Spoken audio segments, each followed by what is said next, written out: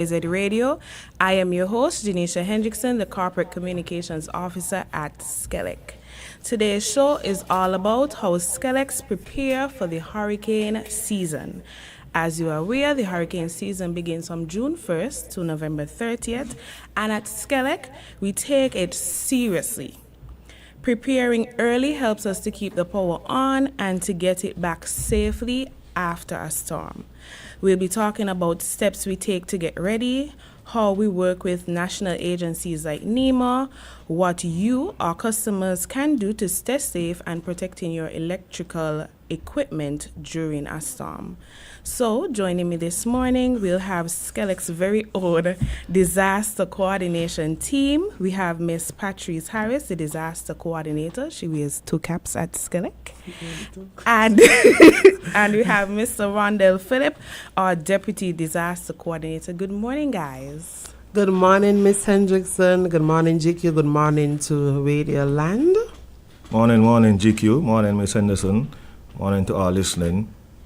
So we'll jump right into our conversation about how SKELECs prepare to keep the lights on during the hurricane season. Can you first explain what the disaster coordination team is at SKELEC, what they do, and what role they play, especially during the hurricane season? Okay, I'll start. The disaster coordination team is relatively new to SKELEC. SKELEC has had hurricane coordinators in the past, but last year was the first time that the company appointed 2 disaster coordinators in the persons of Mr. Phillip and myself, and our role expand outside of hurricanes.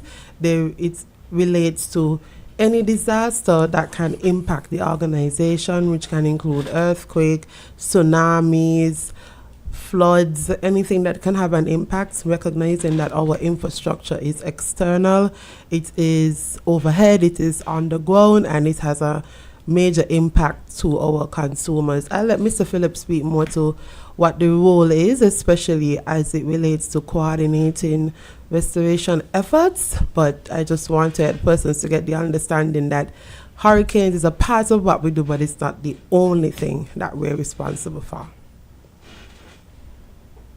Mr. Phillip, can you explain the coordination? No, I thought that was a separate question.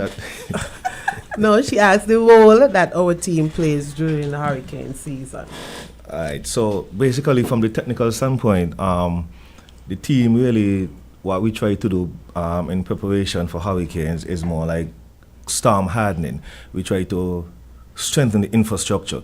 So that comprises of different factors. One, we will look at our vegetation management, clearing trees from lines.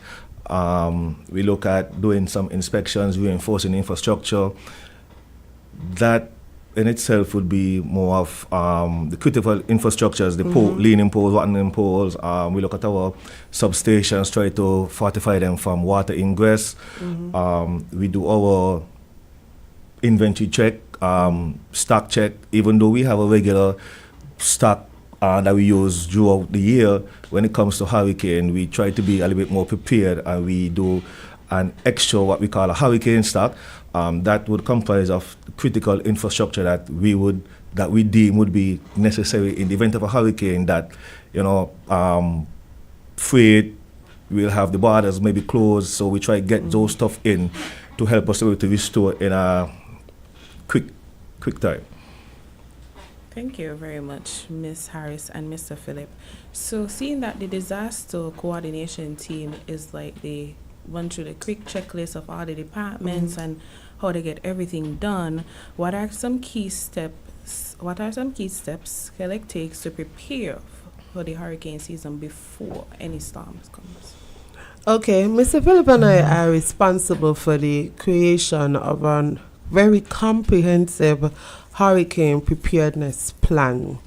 Now, this plan, I feel every year we try to overdo ourselves with this plan, but it's about 70 pages long, and it speaks to the different roles and responsibilities of each department, each manager, each technician within the organization, and it guides what needs to be done prior to a hurricane and how our restoration process works.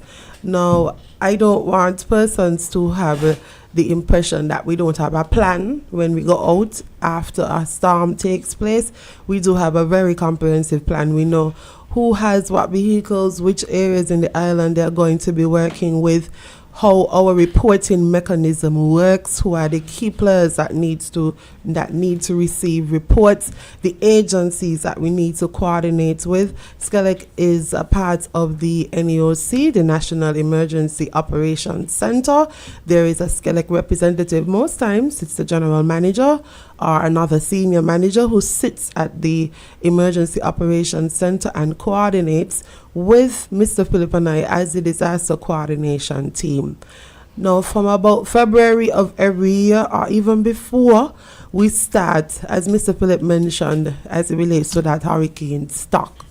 Because the lead time on some of these items, we're talking months, because they're coming from different areas in the world. We get products from Europe, we get products from America, and it takes time for them to get here. So the ordering of that hurricane stock is very, very important.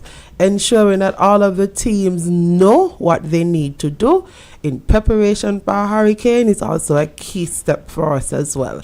Updating that plan if there was something that we recognized that happened years ago or last year that didn't work too well, we also take the time to update the plan to reflect our current realities.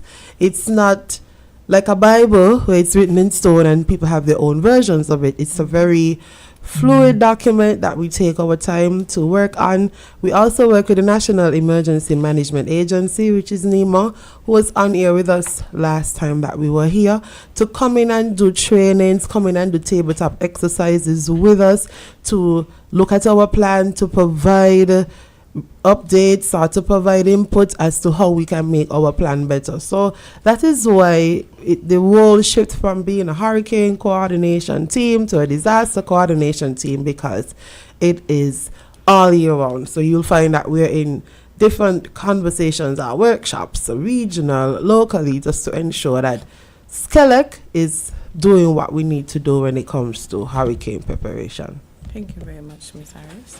So, Mr. Philip, from your end of the technical side, how does SKELEC assess and strengthen their infrastructure to reduce vulnerability, such as from high winds, rain, and flooding? All right, so how do we do that? I think I've mentioned that before. It's just basically the storm hardening. When it comes to the flooding, like I mentioned, the substations, the water ingress, we try go out. And, the substations are what basically, I wouldn't want to say is the second heart. You have the power station, but once the substation, if those get flooded, those are the central points to the different feeders. And so one water ingress, one problem would be catastrophic for us. So simple things, the windows, we have issues where we got little birdies flying around, they fly through the windows and they end up. So we try looking at, while they might seem minor and not as important to the general public, they cause havoc to us. So it's basically doing that. We look at the infrastructure. Most times we have persons on the outside, they would call in and say that, okay, I see this and I see that. But we have persons that go out on a regular basis that do what we call spot checks. It's more such of a preventative maintenance routine where they go out and they look at the lines. These guys would have been in the system for quite some time, and so they tend to notice that little thing that you wouldn't. So we don't always wait for the customers to come in and call and report and say they see this, they see that. Most times we can see we see an issue and we try rectifying it before it becomes a greater problem to us. So those are the steps that we take. Thank you. I wanted to just add, just to help out Mr. Philip and his team, because I know we were here last year talking about some of the challenges we experienced at our substations. And I want persons to understand that when you use the substations for purposes that they're not desired for, then that creates a challenge for us when it comes to restoring power, ensuring that everybody's laughing. Like, I'm being very serious. First, we're going to talk about the dumping. Please stop dumping your trash we talking at about our... that? Yes. Because GQ done gone on a different way. GQ, you usually behave. Let's talk about the dumping. Please do not dump at our substations, because when it's time to go and do restoration work, it means that our guys, our Thanks for the teams... clarification. Our teams have to now be funneling away garbage, removing garbage in order to get to do the work that we need to do. So it is your job to find a way to dump your trash legally. Please don't dump your trash at our substations. Please don't tie your animals at our substations either. These are not pens. They are not designed for that. You give us more impediments for when we have to go and get our work done. Please don't live in them. Yeah.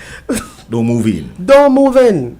And people are laughing, like, we'll go and we'll see beds, we'll see people adding on a part to the substation. I don't know how we've gotten so brave.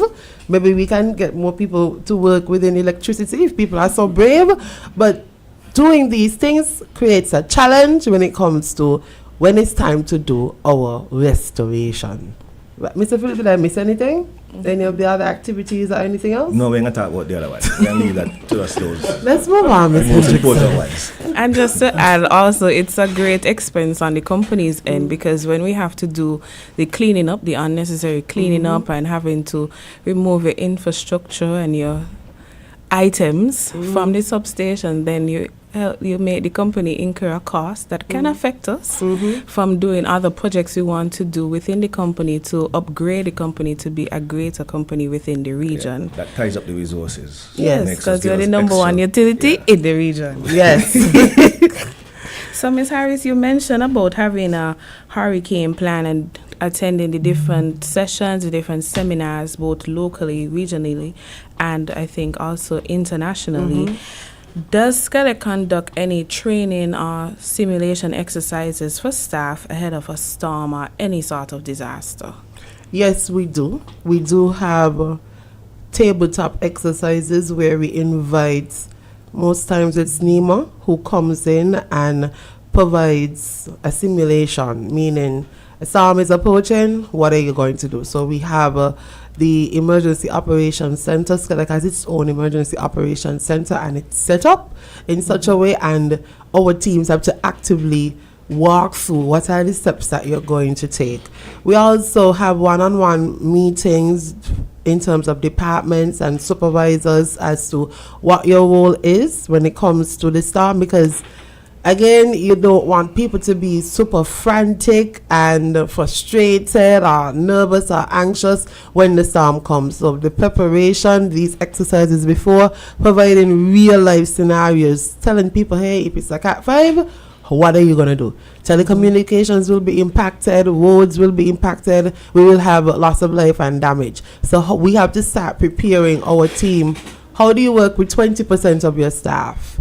Or how do you work with 40% of your staff? Because the reality is, the more severe the storm is, the less of our employees will be able to come out and do that restoration work. So we start to plant these seeds early, get persons to understand, secure your home, and come to work so that you can work on getting everybody's power back, so that we are not SKELEC public enemy number one during that time, but we are the heroes who don't wear capes but try to get the power back. So yes. We don't wear capes, we wear wires. We don't wear wires either. We wear hard hats, gloves, and boots. All right, then. So you mentioned about being involved with NEMA and the different agencies. How does the team coordinate with agencies such as NEMA? I know there's Flow and the different telecommunications company during any sort of disaster. Mr. Philip, I'll let you take this one, because we're not only coordinating during disaster time, but we're coordinating all year round.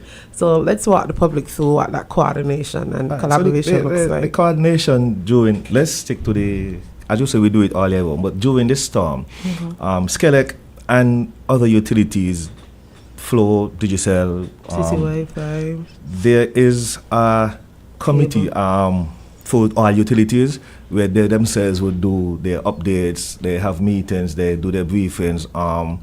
We have had in the past, and our disaster plan would speak to priority areas. It would speak to how we treat the other utilities.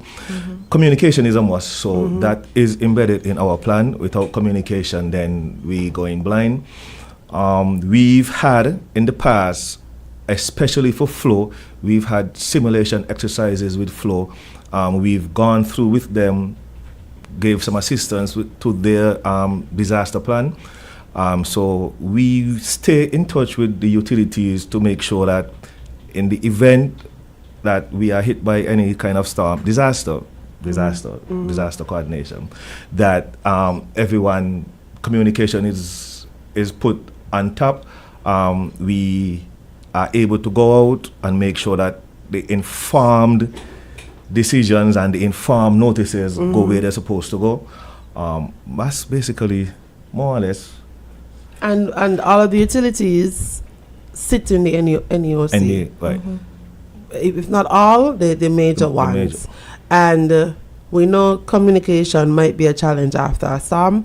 So there's a rep, just like how there's a rep from SKELEC that sits in the NEOC, there's a rep that represents the utilities. So water has a rep there, and the ministry represents the other utilities. So even right there in the NEOC, the coordination efforts happen because all of the players are there. But we do enjoy a very good relationship, sharing of resources, training together, because we understand, well, they all need electricity to do what they do. So that's why we have to be coordinated. And just to ask, I know SKELEC has the support locally from the different utilities and NEMO. Does SKELEC have the support regionally as well? So Philip, that's you again. Yes. We are part of the SKELEC. There is CDAP. And so there is a process. I won't call it a process. There is a shared, what's the word?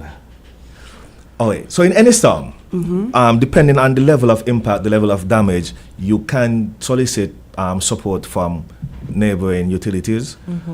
So SKELEC is a part of that. We've not had the opportunity to ask for help, but we've had opportunities in the past to give support to other utilities during their time of need. Thank you. So that is to the SKELEC Disaster Assistance Program. That CDAP, where linemen are trained regionally and they go out and provide support. So Mr. Phillips' team, SKELEC has a team that would have gone to training. Alliance. SKELEC has a team that's on the reserve team for SKELEC. So those would be the ones that, in the event of a disaster outside of St. Kitts, they would get called upon if needed to assist. One of the things I want to address at this point is that last year we had some of our linemen who went to Karaoke. Grenada. Yes. And it was at the time when we were also doing some restoration from Tropical Storm Ernesto. And some members of the public were like, well, why are we sending our guys out there and we need help at home? Fix your home first before you go anywhere else. We understand that concern, but we also have an obligation to this regional body, because as Mr. Philip mentioned, we haven't had a chance to tap into it as yet. But in the event that something does happen, a disaster does happen, and our poles are down, our infrastructure is severely damaged, these islands are going to send their best, just like how we send our best. And even in our preparation for hurricane, we start to identify places where they can stay.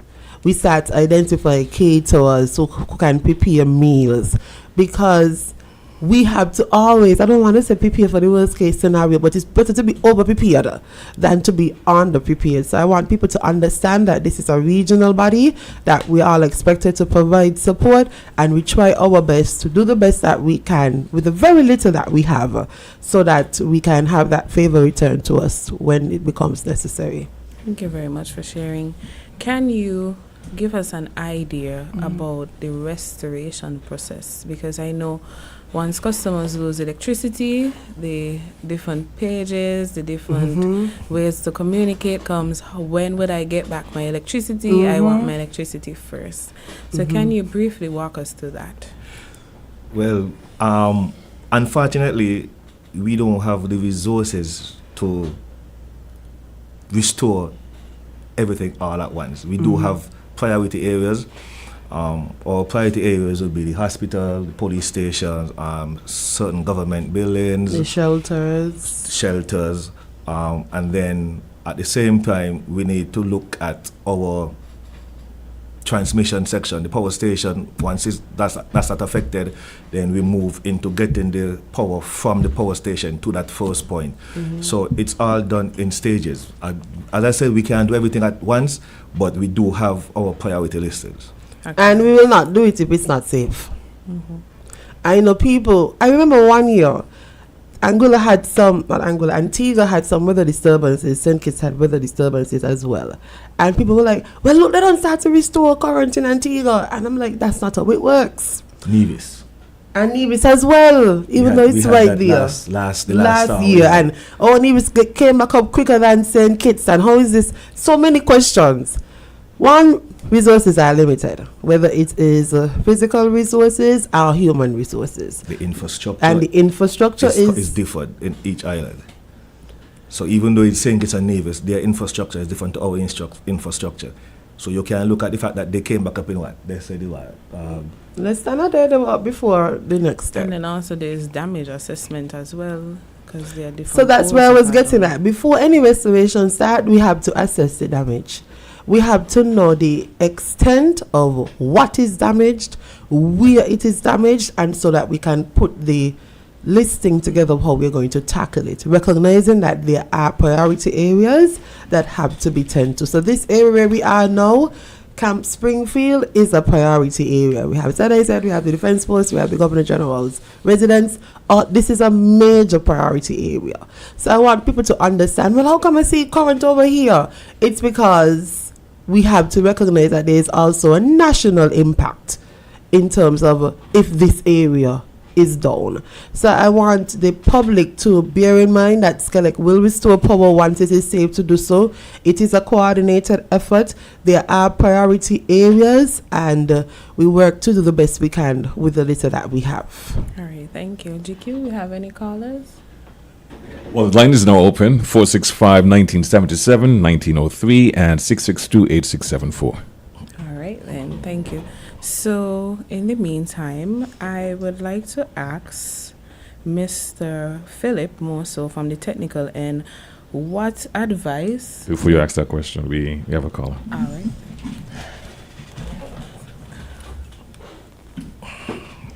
Good morning. Oh. Go ahead, Geneisha. I can Good hear morning, you. Good caller. morning. Good morning, caller. I think we lost. Can you hear the caller, Jacob? We're not hearing the caller over here. Turn up the volume on your control. Yeah, it's all the way up. It's all the way up, but I'm not hearing them. All I right. was hearing her earlier, but I can't hear her anymore. We lost the call. Okay. They're welcome to call back, though. Yes. Any more callers, Jacob? Not at the moment. Okay, Mr. Philip, I was asking you if you have any electrical safety tips, any quick tips you can encourage our customers to practice during any sort of disaster, more so hurricane. The caller is back. All right. Somebody saving you, Mr. Philip. Good morning, caller. Can't you come to the speakers here? No, because we're not hearing anything at all. Well, the person is not answering. Oh. There's another call coming Okay. in. Let's try this one. Good morning, you live. Good morning, a pleasant Wednesday morning to you, GQ, and to everyone in this studio. I have a question. At the beginning of the program, you said that there are lines on the ground and lines above ground. What type of lines are above ground, and is it not possible to put all electrical lights on the ground? That's my question. Do have a pleasant day and take care. Sorry? Mr. Philip is preparing to answer. Thank you very much for your question, Carlo.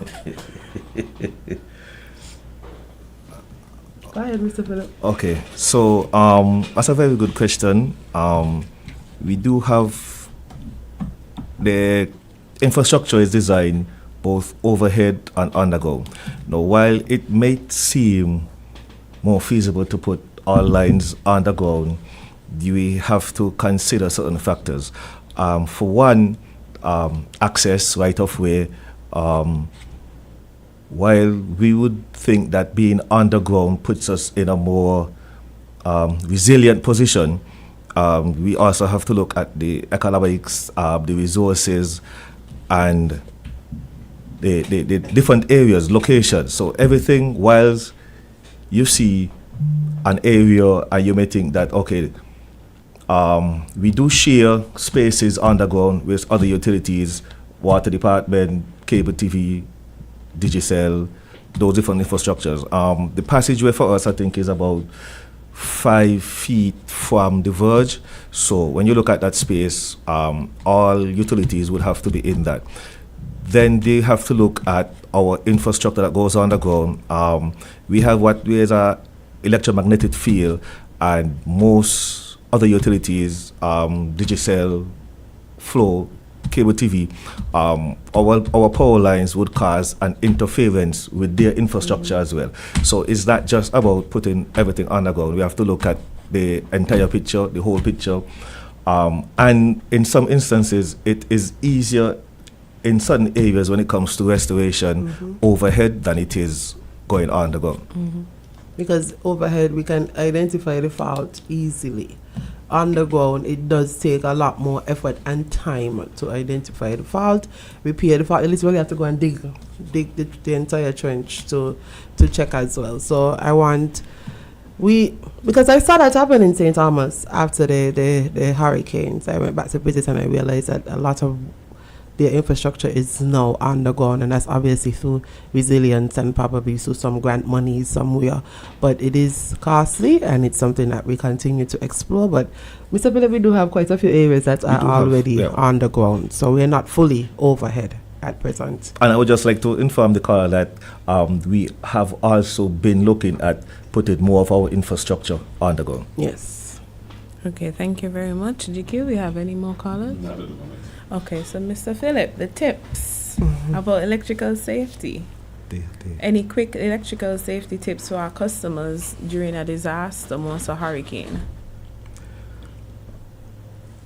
I would say the most important one in the event of a hurricane, especially if you have water ingress to your home and stuff like that, that you shut off your breakers, you avoid having any electricals, any contact with water. If for some reason your house gets flooded, you find a shelter. But basically, your main thing would be to kill that power. That's the same thing we do at the power station. Once a line is down, we do not re-energize that line. That is dead until the passage of the hurricane, and a team can go out and do any sort of inspection to it. Right then, and also to encourage customers. You outside walking again, if you see any lines down, please stay clear from the lines. People get real adventurous after hurricanes. People do get adventurous, and people, you you hear people taking stick and trying to put, they want to pass, so they push a stick, they take a stick and they assume that the line is dead, or they just feel like they want to pass, and they go and they do the most things that we ourselves at SKELEC would not do. The devils are out. So I mean, if you look if it's a job application, it's just easy to send in a resume. But yeah, you stay away from the down line. Yes. And don't take your machetes or your power saws and start cutting up our poles. People get real excited during storm time. And I don't think they realize that end up makes them don't get electricity faster, because if you see a pole going to drop and you cut it up, then we have to now replace the pole and put back everything that was on that pole and start all fresh again. Yes. So, GQ, we have any more callers? Okay, so as we wrap up, Miss Harris and Mr. Philip, both of you can express a message that you would like to leave with the public as we enter the peak season of the hurricane. All right, I'm going to start by asking the public to extend their hand to SKELEC, and we'll extend our hand to you. We have to work on preparing together. You have a job to do at your home to prepare your home to safeguard against loss of life and damage to property. We have a job to ensure that our employees remain well and are able to come out and do restoration work after the storm. We have a job to go around and ensure that we can minimize the disruptions and minimize the damage that do take place for us after a storm. I do let people know that nowhere is really fully resistant to a Category 5 hurricane. There's so much preparation that you can do. But if there's a plan for the aftermath of that storm, we can lessen the impact, the disaster, the hazard of this storm. What I mean is that if we have a plan as to how we're going to shelter people, where we're going to take them, where they're going to go, how do we approach it, then we eliminate that chaos that can take place after a storm. We have to ensure that we are focused, and SKELEC will do everything that it can within its power with the resources that we have, with the manpower that we have, to ensure that we get you back up in the quickest and safest way possible. But we will need your patience. We will need your eyes and ears to help with the reporting. But overall, we need your patience, and we need you to be prepared, which means no ice cream, no jellos, no yogurts, none of these perishable items should be in your home when a storm is approaching. Comfort food. No, fine, non-perishable comfort food. Crackers, chips, sardine, tuna. That is your own preparation. Have flashlights and batteries to go with them. It's a very good thing. I was checking at home for flashlights, and me and Patrice, all the battery them dead. It's all like hurricane would catch you bad. So ensure that you have the batteries to put in the flashlights. You have candles. Ensure you have the matches to go with the candles, because preparation for your comfort during and after the storm is your role. Our role is to get that power back to you as quickly and safely as possible. Over to you, Mr. Phillip. I don't think I should say much after that, but really we just want to urge the public to take hurricane preparedness seriously, Yes. very seriously. SKELEC is, I would say that we are ready, but safety is not just, it's a shared responsibility. All right? Just want the public to stay informed. We at SKELEC, in terms of information, these two ladies here, they man our corporate communications department, and I think they've been doing a fine job informing the public thus far of all of SKELEC's activities. But just want them to continue to stay informed, follow the official updates, NEMO. Keep tuning in, keep listening, official updates. Don't forget to prepare yourself, prepare your home. As Ms. Harris would have said, the comfort food. You try to not do that. And basically, together we will get through the storm, get back up more quickly, everybody cooperates, and that's basically it. That's. I don't think I could say anything else apart from staying informed. Stay informed. By the right Stay sources. informed. And don't get creative and Stay start informed, making stay up things. People get so excited during hurricane time. You see stories like false information. Like, where did that happen? I try So to stay listening to the official updates.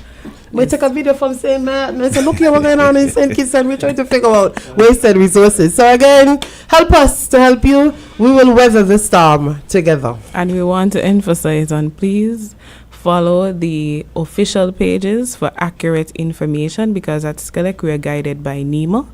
When NEMA gives us the all clear, that is when we move. We don't take it upon ourselves, because we value safety, because when you don't have current, these same guys don't have current either. Oh, I want to add something, because an employee mentioned this to me. I know you know all who work at SKELEC, right? And I know you know where they live. Please, after this storm, don't go by the people's home and say, well, yes, come on, Ghana, you in here, lie down, please. I get these complaints. And when you see our guys working out in the field, please be courteous to them. If there's impediment to traffic, follow the rules that they're given, because sometimes y'all are not nice to our teams. No. And they say, Miss Harris, when you go on the radio, tell people these things. Nothing just going by your home. Sometimes they call your phone and you don't answer and they're cussing you. Oh, hey, and say me. We all When you're outside experience that. working, you don't have time to focus on your phone. You're trying to restore. And you're getting calls. Oh, sometimes you get a voice note. I can't tell what the voice note said here, but sometimes you get a voice note and you wondering like, really? They say, Miss Harris, you know how scared I am to go back home at the end, because people are looking for you coming down the road or going to your home knowing that power has not been fully restored. So please be your brother and sister's keeper, especially your SKELEC brothers and sisters. It's a lot of work that we put in to prepare and after the storm. So work with us, please. Please, begging on behalf of all of us, myself included. And remember to follow our Facebook page, Instagram page for all updates. We will be updating our website, and you can listen to all the radio stations. We have connections with them where they send out information on our behalf. You can call us at 465-2000. Our automotive attendant can assist you, 465-2013 or 661-2013, and we'll be sure to ready assist you as you stay safe and stay informed. And also we have our WhatsApp channel. Please follow our channel. We get real-time updates as well. Do have a wonderful day and work with us so we can work with you. Bye. I ain't got no hurricane safety tips now.